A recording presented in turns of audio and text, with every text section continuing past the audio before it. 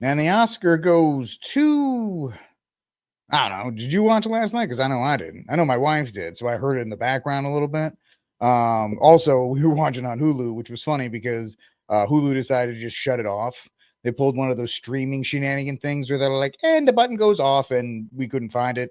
And that's fine because it wasn't that good anyway, from what I heard or what I've seen. And it's just another example of the absolute state of American culture. The Oscars used to be a representation of actual film and what they did and the art that America can produce. But with the merging of the collapsing and the consolation of studios, and the fact that the slop is becoming more international. They're not made for America anymore. They're made for international audiences. And they're made to be blockbusters because streaming has absolutely destroyed it. Because movies that used to be your smaller independent films, they just go to streaming now or Netflix. And then Netflix puts out this crap, and you end up getting the transgender movie, which got nominated 13 times more than anything else, which is a story for another video. Anyway, so the Oscars took place last night. Nothing really happened. People won. The Culkin, when it wasn't Macaulay Culkin, but his brother, I think it's Kieran Culkin, had a moment where he's like, well, I won an Emmy and my wife said we could have a kid, and I won an Oscar and she said we could have another kid, so we can start that. That was funny. It was one of like a throwback to the days of old when people used to, enjoy these types of things, but not anymore. America doesn't put out culture. We put out debauchery. We put out trash. We don't put up anything to be proud of. I was looking at the last 25 Oscar films, and I don't have it in front of me, but I know it's like No Country for Old Men, Argo, The Departed, Coda, and The King's Speech are maybe the only 5 that I would watch again. I never saw Oppenheimer because I don't need to watch that 4-year-old girl, Florence Pugh or whatever, have sex on camera for half the film. That's really like a no-go for me. Yes, I understand The Departed, and kind of fast forward. It's not extended, the sections for that, so I can kind of get around that. But the fact of the matter is, there is no art, and even the stuff we consider art, like I hear about Nosferatu, which I still cannot say to this day. So maybe it's a good thing I haven't seen it.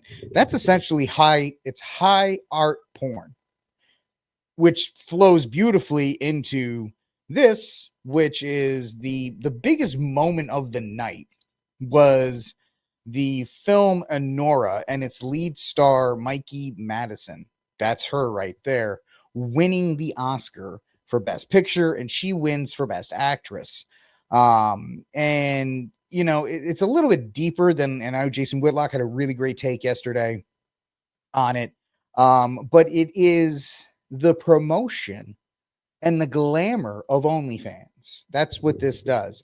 I actually am calling the Anora movie High Body Counts Matters, right? High body count lives matters. That's what this film is.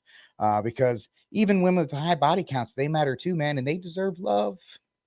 So from, looks like John Nolte at Breitbart.com, or just Breitbart News, independent film Anora, the tale of a sex worker whose marriage to the son of a Russian oligarch quickly unravels. Notice how it's a Russian oligarch.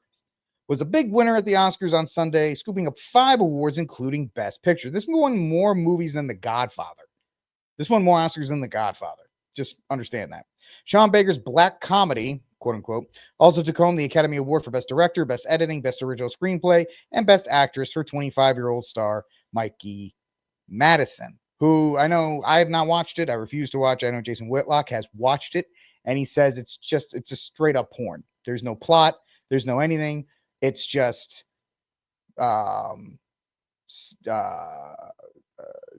sex scene, thin. It's like an action movie.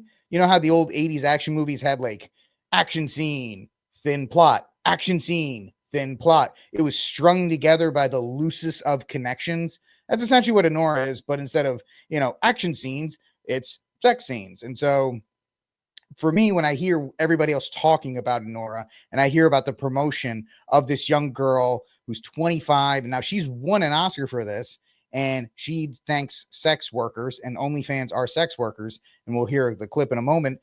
when I look at this, when I think about this, I see the promotion of the OnlyFans lifestyle, the promotion of debauchery, as the culture has been trying to push back against this idea of women selling themselves and women using themselves in their 20s and then finding themselves in their 30s and not able to find a husband because they've had too many hookups and all these other things, all the problems that we've seen in society. This movie pushes back against all of it. Oh, she's 25. She's a glamorous sex worker. She finds a Russian oligarch and they marry, but it's okay because she's got a heart of gold and all of these other things. And then they prop this conventionally attractive woman in front of the press, and then she says dumb stuff like this. Forgive me, I'm nervous. I'm going to read off of a paper, but thank you so much to the Academy. I grew up in Los Angeles, but Hollywood always felt so far away from me. So to be here, standing in this room today is really incredible. Thank you, Neon, Film Nation, Universal. Thank you to my incredible family, my mom and my dad and my sister and my... Thank you, Mom and Dad, for letting me simulate sex on camera.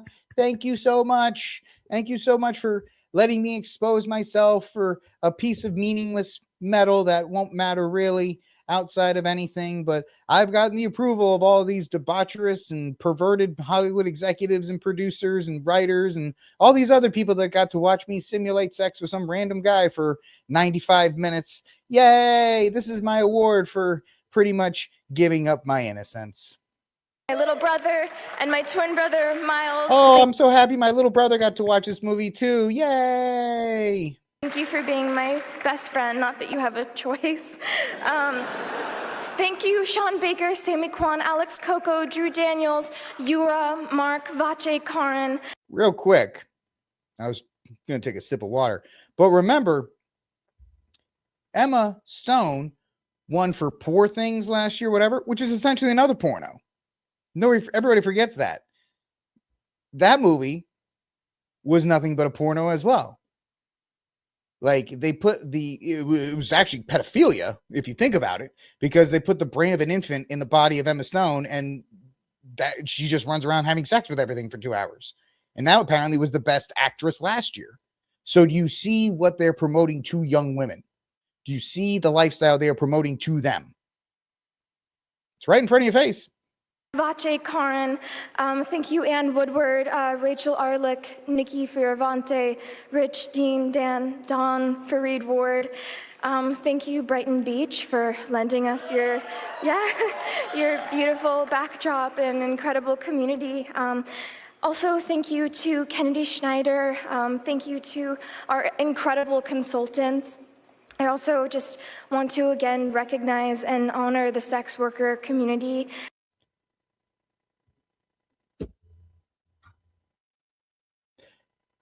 The amount of trafficking of women, the amount of abuse that women take in the sex industry, the sex workers industry, we all know it.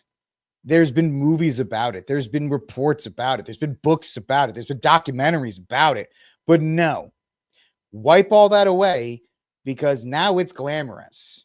Forget about the abuse. Forget about the trafficking. Forget about the fact that a lot of these women, suicides and all of these other unalive themselves because of the trauma and the injuries that they suffer. Look at the pretty woman with the statue. Look at the pretty woman with the statue. Yay!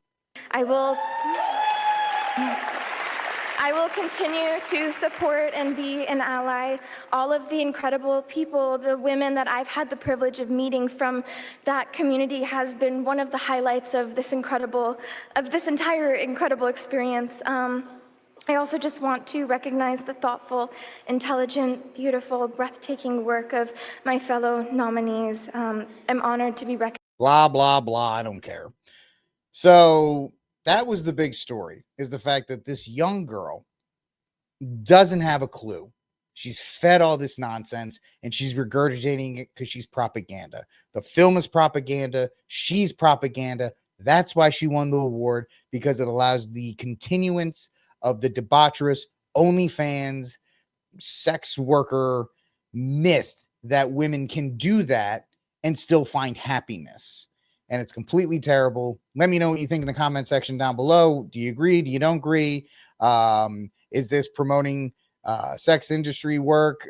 Is there any other film that deserved to win? Did you even watch? Let me know in the comment section down below. If you like this, you can join me every weeknight at 7 p.m. Eastern on Rickcast.